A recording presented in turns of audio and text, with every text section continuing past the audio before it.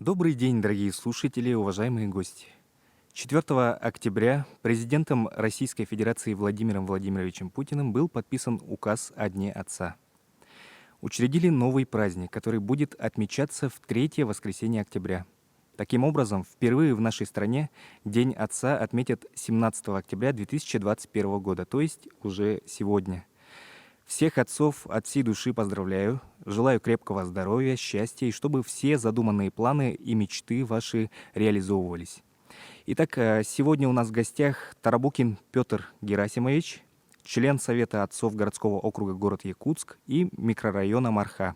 Он является обладателем награды «Знак Ытык-Ага», «Гражданская доблесть», почетный меценат, а также награжден медалью за вклад в повышение статуса отца и укрепление института семьи и является почетным гражданином села Чимнай Татинского улуса. Речкин Михаил Валентинович, председатель Совета отцов Гагаринского округа. Петр Герасимович, расскажите, пожалуйста, о себе, своей семье. Я родом с Татинского улуса, Усамгинское наследие, Тарабукин Петр Герасимович. Многодетная семья. Воспитываем 20 детей. У нас многонациональная семья. Как говорится, начиная вена, кончая узбека. Вот 16 мальчиков, 4 девочек. Часть они взрослые некоторые, половина осталась школьники, повзрослеют дети. Мгм. Михаил Валентинович. Здравствуйте. У меня 3 прекрасные дочери, которые любят меня, любят меня, супругу, то есть и супруга у меня еще прекрасная женщина, которая поддерживает меня во всем, помогает. Вместе мы с ней очень давно уже, и 3 дочки учащихся. Замечательно. Петр Герасимович, пожалуйста, скажите, что для вас означает быть отцом?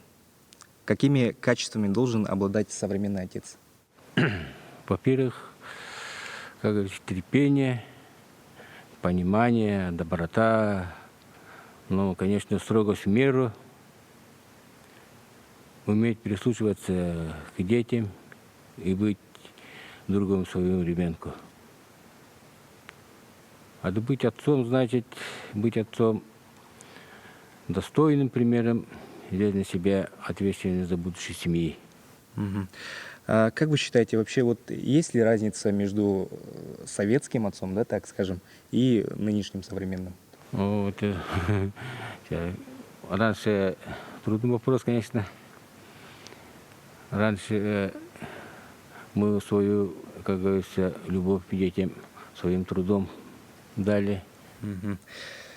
Михаил Валентинович, к вам такой же вопрос. Что для вас означает быть отцом? Какими качествами должен обладать современный отец? Да, я тут с Петром Герасимовичем согласен полностью. Я хочу сказать, что отец в первую очередь это, конечно, пример. Пример для своих детей. Отец есть отец. То есть показать детям, доказать детям, что надо уважать, говорить правду, любить, быть честным обязательно. То есть помогать семье своей полностью.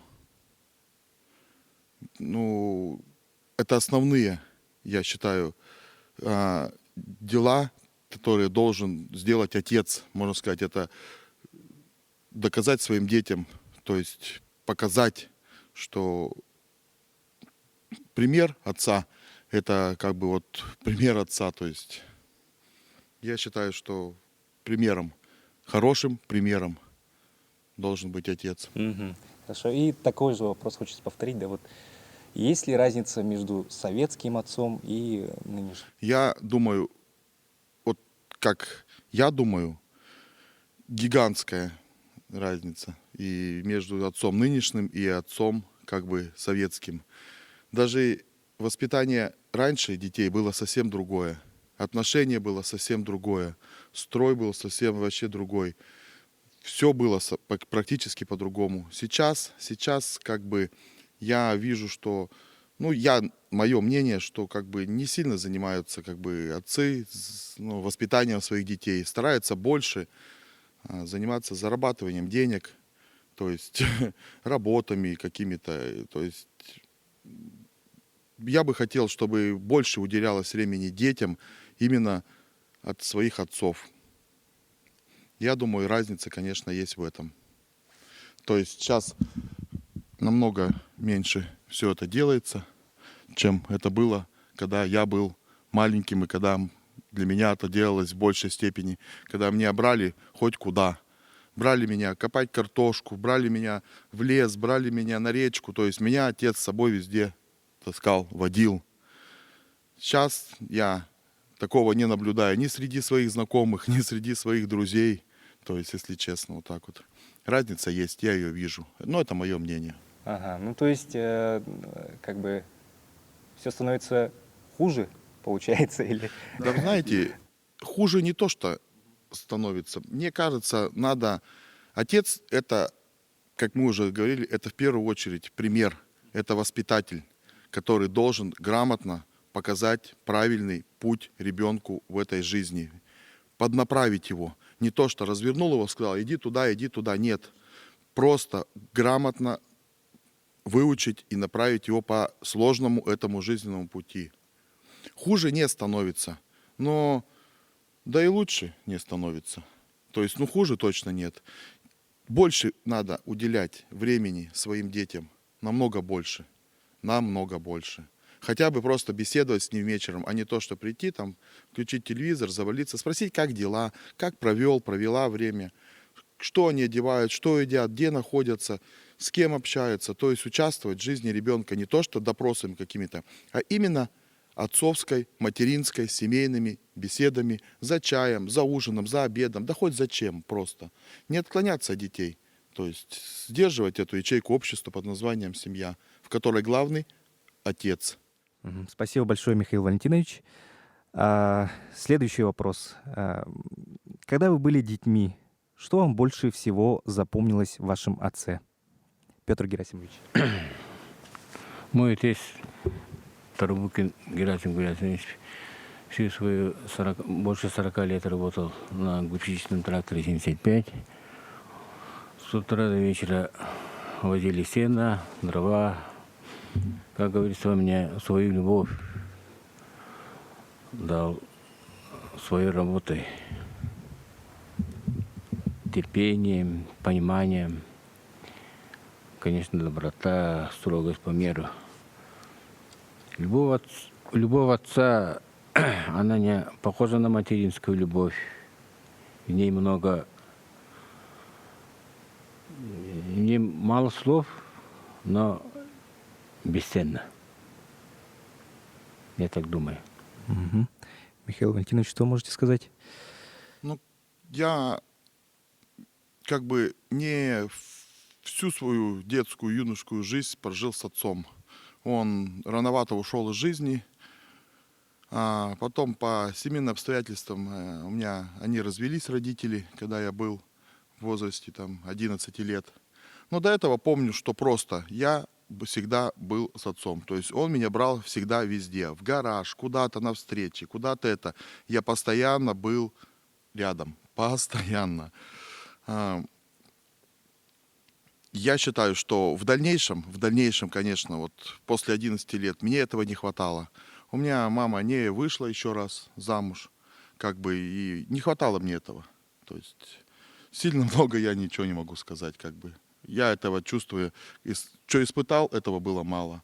А в дальнейшем, видите, у меня неполноценно все это, Что сейчас я, естественно, пытаюсь максимально убрать и дать своим детям больше, общения, отцовства, любви, естественно, того, что, можно сказать, у меня не было.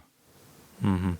Но я считаю, он повлиял на вас очень даже положительно. Я думаю, конечно, да? любой Он отец, просто... который любит своего ребенка, и если ребенок особенно отвечает ему взаимностью, конечно, это стопроцентное, даже пускай это будет неделя общения, это гигантский вклад в психику, в развитие ребенка в том возрасте, чтобы он, естественно, в дальнейшем рос правильным мальчиком, девочкой. То есть гигантский вклад. Спасибо. Скажите, пожалуйста, как вы относитесь к новому празднику вот, в России, да? День отца. Как мне, многодетного отца, но на этот праздник я двумя поднятыми руками поддерживаю этот праздник. Наша Республика Саха-Якутия, 1 воскресенье апреля День отца была, а сейчас 17 октября вот, будет российский День отца. Мгм. Ну, вообще раньше, мне кажется, вот только международный, да? Как-то вот международный, республиканский, как-то вот, ну, особо как-то внимания Да. не было такого, да? Вот. Да, конечно, хорошо, что сейчас это все на федеральном, на региональном уровне делается. Да, я вот согласен полностью с Петром Герасимовичем. Да, побольше бы таких мероприятий, позвали бы всех многодетных отцов, поздравили бы, сделали мероприятия для них, для детей. То есть живое общение, положительные эмоции, то есть приятно людям. Вот Петр Герасимович, 20 детей. Молодец. Ну почему бы не сделать для таких людей праздник? Да, десятки таких людей, согласитесь? Да, это же очень, это абсолютно правильно. Я полностью поддерживаю эту инициативу, что она уже есть, что она уже запущена, и как бы только чтобы все это продолжалось как можно дольше. То есть я очень положительно отношусь к этому, если честно. Какие 3 ценных совета вы могли бы дать своим детям, которые помогут им в жизни? Ну, главное, это, во-первых, учеба, образованным должно быть, ответственность и, конечно, сейчас трудолюбие, трудолюбивым быть. Конечно, да, трудолюбие самое главное. Ага. Михаил Валентинович? Тут 3, наверное, мало. Просто мы по себе пытаемся дать максимально своим детям, вот какие мы есть. То есть это, конечно, трудолюбие, честность, порядочность. То есть говорить правду обязательно. То есть не бояться правды. Говорить ее. То есть я считаю, что еще такое хорошее качество, как уважение в семье. То есть надо развивать в детях уважение обязательно. Обязательно. Чтобы хорошо относились к людям, любили людей. Также хочу дать совет, там, или как я делаю, чтобы дети как бы в наше время верили в хорошее, думали, мечтали, добивались чего-то. То есть есть мечта, добивайся этой мечты. То есть тут 3 качествами я делается. Естественно, любое, что, как говорится, нам, как мы вот есть, так и хотим это передать детям. То есть трудолюбие, любовь к человеку, вера, быть честным самому с собой, с людьми. То есть основные качества мы пытаемся передать своим детям, чтобы не стыдно было за детей, за воспитание, чтобы что-то они могли дать обществу, чтобы развивалась страна, развивался город и развивалась республика. То есть дети — это наше будущее, это наше продолжение. Какие мы, так мы и воспитываем детей. Максимально надо уделить этому внимание, максимально. Не забывать по детях. Просто помнить, что дети — наше будущее.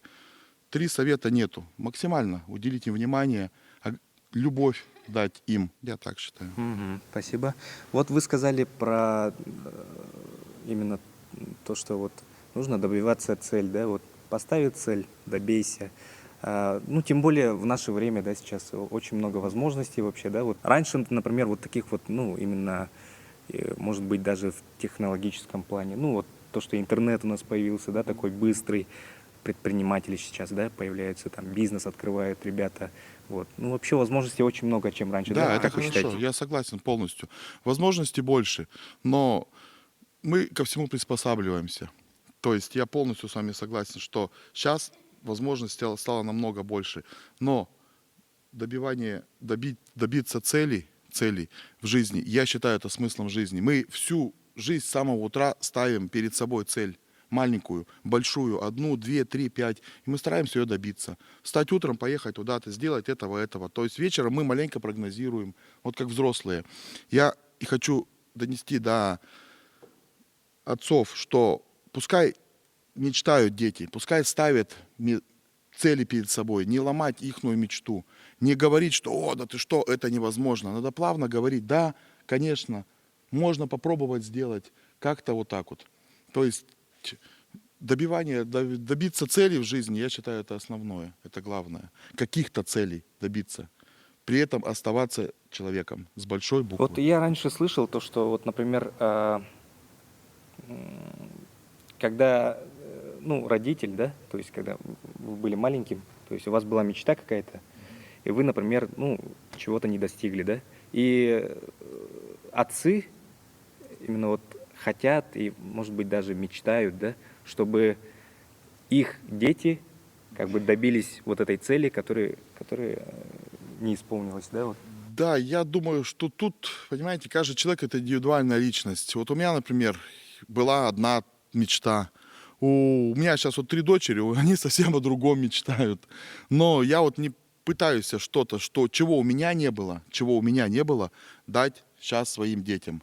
Не обязательно это. Вот не было у меня красивых кроссовок, вот я сейчас поехал и начал ему возьмите это. Это, конечно, фигурально выразился, но нет. Каждый ребенок что-то хочет. Кто-то хочет изучать английский язык, кто-то хочет какой-то что-то еще. Ну, то есть десятки примеров. То есть не обязательно, я считаю, то, что не было у нас в детстве, обязательно этим давать детей, если им это не нужно, заваливать им этим.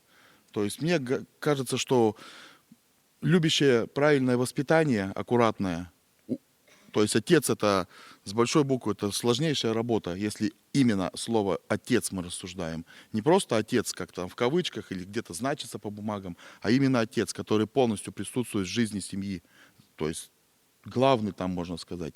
Не то, что залез и крикнул «я тут главный», а именно ведет свою семью правильно, порядочно. То есть я считаю вот так вот, что не обязательно там все это заваливать, что у нас не было, теперь им это давать. Если мы жили бедно, то не обязательно сейчас показывать им какие-то роскоши, богатства, брать кредиты, что-то покупать. Я считаю, что правильное воспитание сделает, любовь и правильное воспитание сделает свою работу в дальнейшем. Мгм.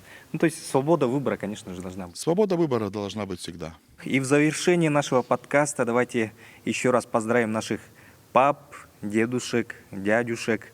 И хотелось бы послушать от вас напутственные слова и пожелания для всех отцов, которые нас сейчас слушают. Да, я поздравляю всех пап, дедушек, молодых отцов, которые только стали недавно папами. Любите своих детей, не бойтесь любить их. Проводите с ними максимальное время. Разговаривайте с ними, общайтесь.